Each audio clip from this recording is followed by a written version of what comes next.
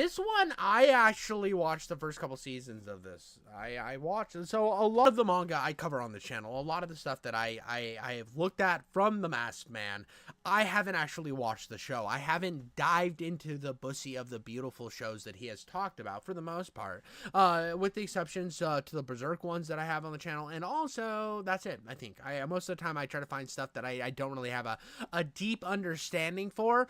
So when this popped up, the hit manga that was set up to fail, I was interested because the thumbnail is from Blue Exorcist. It's from Blue Exorcist, and I watched the first 2 seasons of Blue Exorcist and was in love with it. I absolutely loved it, and then it went off a cliff and just like dive bombed, and I was kind of early back. Like, I had like jumped into anime head first. I went from One Piece, and then I watched like Demon Slayer, My Hero, Berserk, and then I went to Naruto, which I did not enjoy Naruto, and then I found Blue Exorcist, and I was like, this is so good. And Black Clover was another one I found around this time, and I remember thinking like Blue Exorcist just had like the worst anime ending, and I found out that it wasn't canon at all, and that's why it made absolutely no sense, and I was very relieved to hear that. But let's get right into the hit manga that was set up to fail. Being set up to fail is something we all feel has happened to us in some way. Some since birth, about 212 million to be exact. Mods, ban anybody speaking Portuguese. Let's get these jungle fuckers out of here. This is an English stream. Dude, the low-tiered god clip is always a necessity, dude. Well, I fuck with some low-tier god. He says the most out-of-pocket stuff always, bro. Bro's always saying out-of-pocket shit. God, I love me some low-tier god. Not like actually like him, like I'm a avid viewer, but anytime I see a compilation of the shit he be out there spewing, I'm watching it. Hey, motherfuckers. How the fuck you gonna be from Brazil and your computer in a hut talking shit? Get the fuck out of here. In the world of manga, this can happen in many ways. The almighty axe, story control from magazines, bad scheduling, poo-poo adaptations, and I would say etc., but that pretty much covers it. In 2009, a new series in shonen was made, soon to have its time in the spotlight. Around this time, however, was the boom of the big 3. Other series like Full Metal, Gintama, Hitman Reborn, Fairy Tail, and 20th Century Boys were enjoying good success this year. 2010 sees most of the same series in the top 10. Then we reach 2011, and the number 1 is One Piece by Oda. 38 million sales. Obviously, because One Piece is much better than everything else.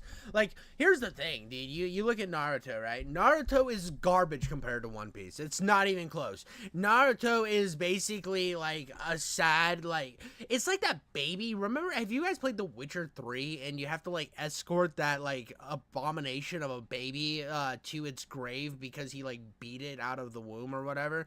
That's Naruto, to be honest with you. I'm gonna be real. Jesus. In second place, however, is, well, Naruto.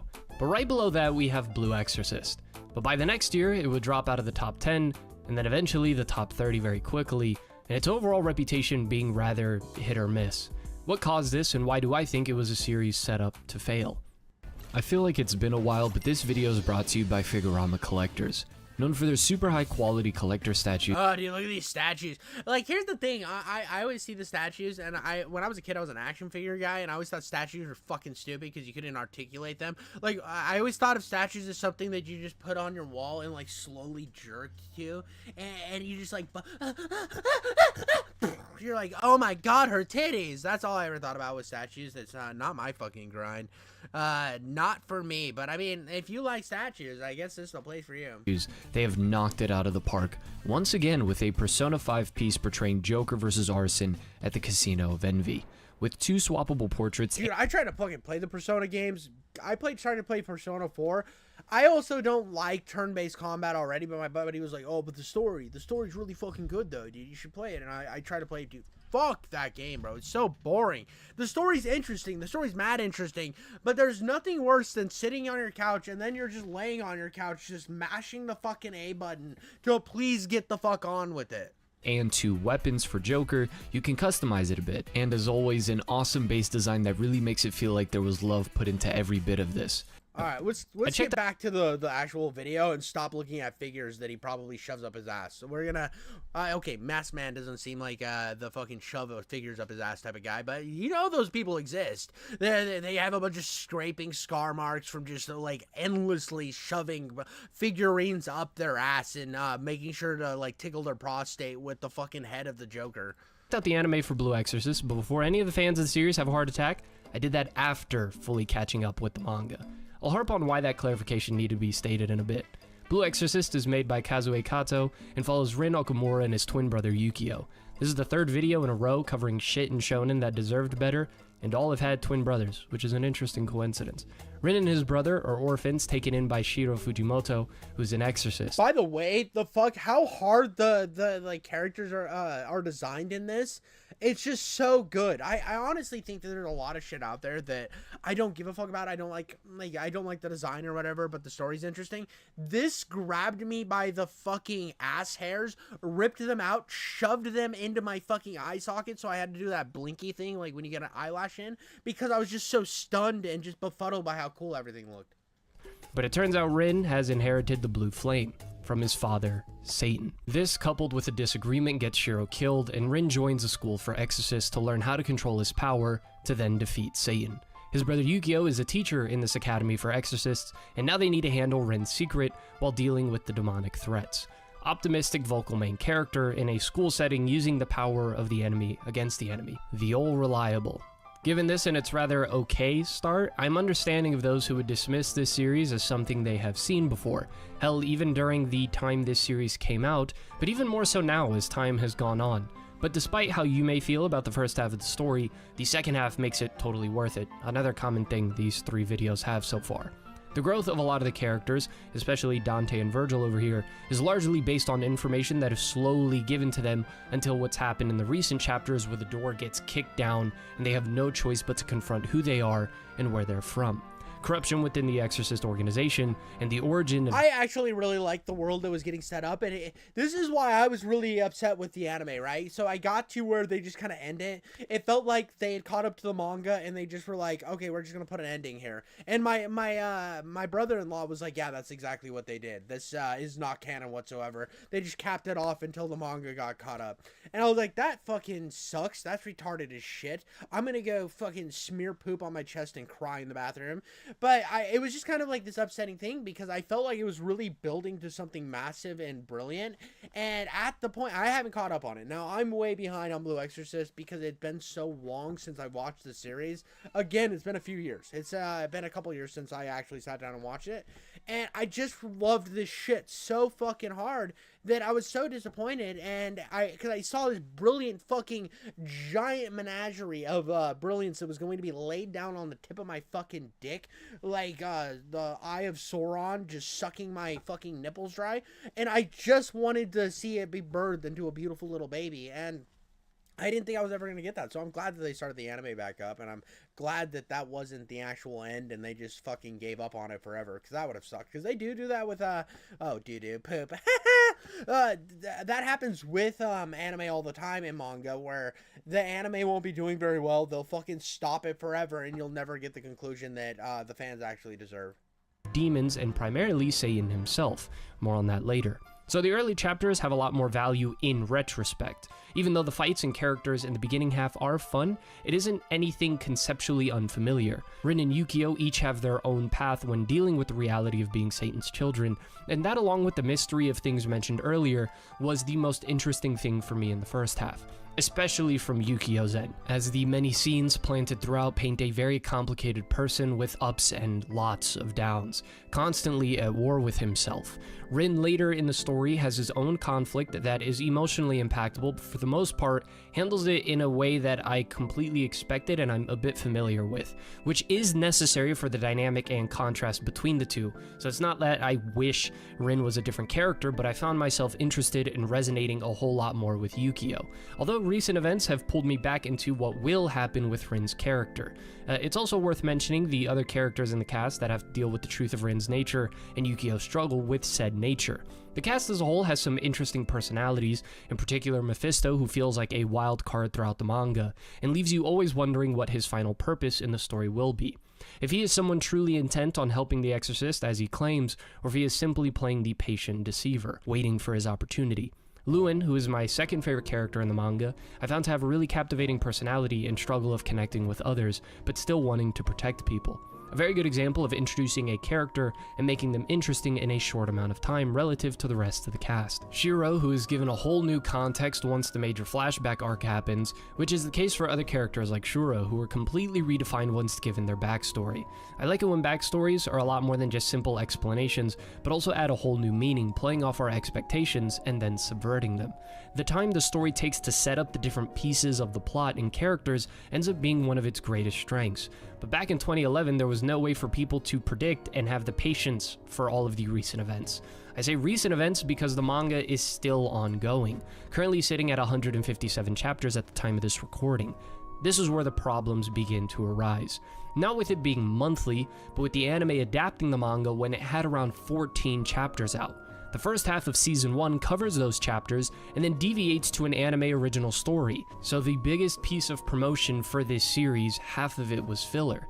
With this context, the sales Blue Exorcist had in 2011 is even more impressive considering it was competing with manga that had weekly releases, and therefore more volumes to sell throughout the year, only having 5 total since its release in 2009, while Naruto released 7 in 2011 alone, and had 58 volumes total since its creation to sell up to that point.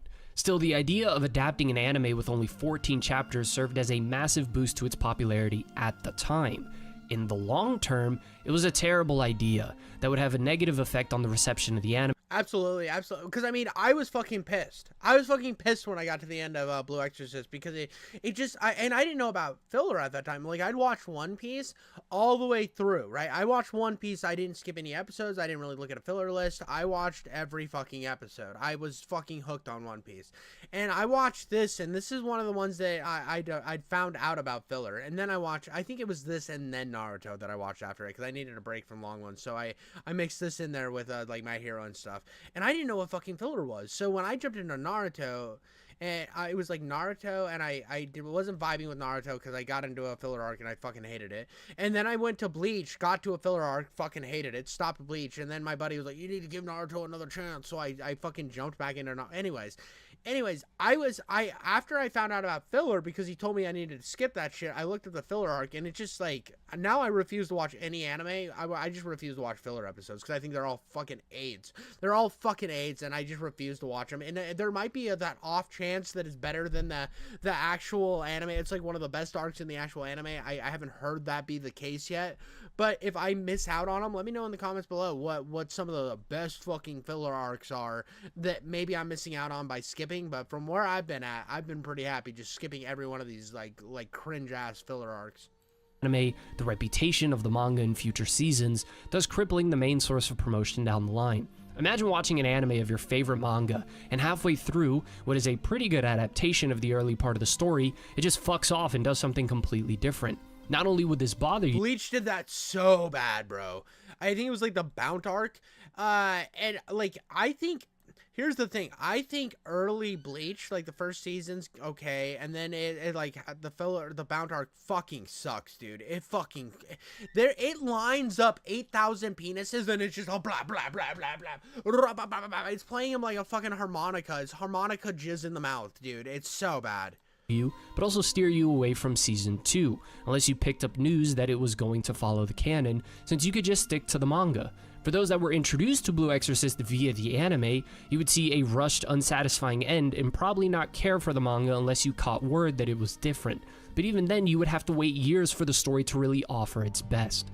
Neither part of the fan base benefits from this, and neither did the anime and therefore the manga, since it would take 6 years later until the next season. which did decide to go back to canon, but production-wise was a step down compared to Season 1. The way the anime was handled for Blue Exorcist might be one of the best examples of what not to do when adapting a story. Boruto might still take the cake for the worst. Having a weekly anime and a monthly manga is an idea worth waterboarding. Season 3 came out in 2024, and Season 4 has been split up into 2 parts throughout 2024 and 2025. But by now, the anime isn't really an appeal for people unfamiliar with the series, since most fans would just tell them to read the manga.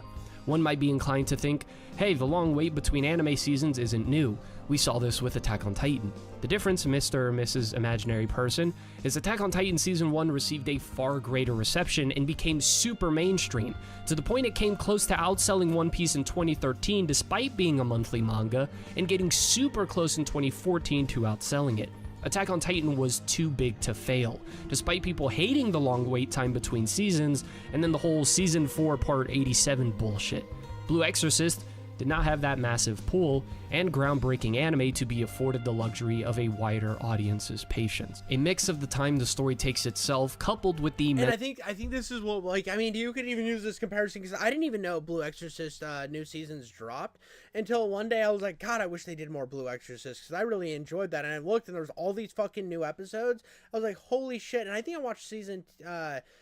because I watched it after Season 2 was out, and then I one day, like a fucking couple weeks ago, like looked at it and I'm like, holy shit, there's like a 3rd season and a 4th season broke up into 2 parts.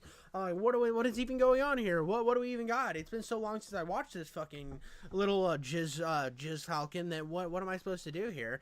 And it's crazy because it doesn't have the pull of something like One Punch Man or Attack on Titan, where people are like fucking salivating at the bit, bro, trying to get more of it. It's just something that they just don't seem to care about. It's not pushed as hard, which is sad, because I think it has potential. And like, even though the anime is not like the best animated thing in the world, it just, there's something that I think there's such a beautiful diamond in the rough of this anime that I think that I want to hear the rest of the story, at least. Because I mean, I'm probably never going to read the manga. I'm not really going to read any of the mangas other than I'm working my way through Berserk right now.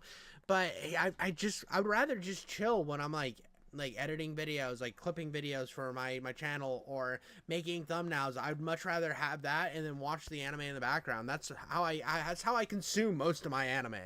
Immense gap of time between disappointing adaptations leads to what we have seen with series such as The Gray Man, Shaman King, Tokyo Ghoul, and Soul Eater. I compare to those and not Tokyo Revengers, Promised Neverland, and Seven Deadly Sins, since those 3 are series that got worse as their respective... By the way, fucking Seven Deadly Sins is one of the worst pieces of fucking filth garbage I have ever seen in my entire fucking life. I meme on Naruto a lot because I know that the Naruto fan base does not like when people poo-poo on their show, and they want to tell me that I should like it. I meme on Naruto constantly. You want to know my true opinion of Naruto? I thought it was just kind of okay. I didn't really enjoy it that much. I didn't hate it. I just found Naruto as a main character to be insufferable. Dropping all jokes, all memes a fucking side, Seven Deadly Sins is a botched abortion of a show.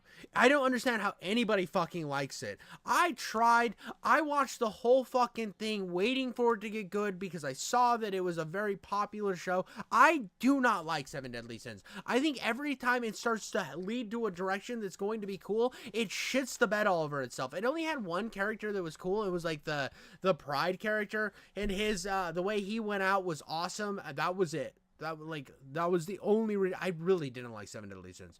I like the whole like weird immortal guy, because he would have been a cool character if he wasn't trying to have sex with a child. Like, it's weird. It's a weird fucking show. I did not enjoy Seven Deadly Sins at all. Manga went on, but Blue Exorcist, much like The Gray Man, has just finished its best stretch by far story-wise, which has made me interested in seeing the manga through.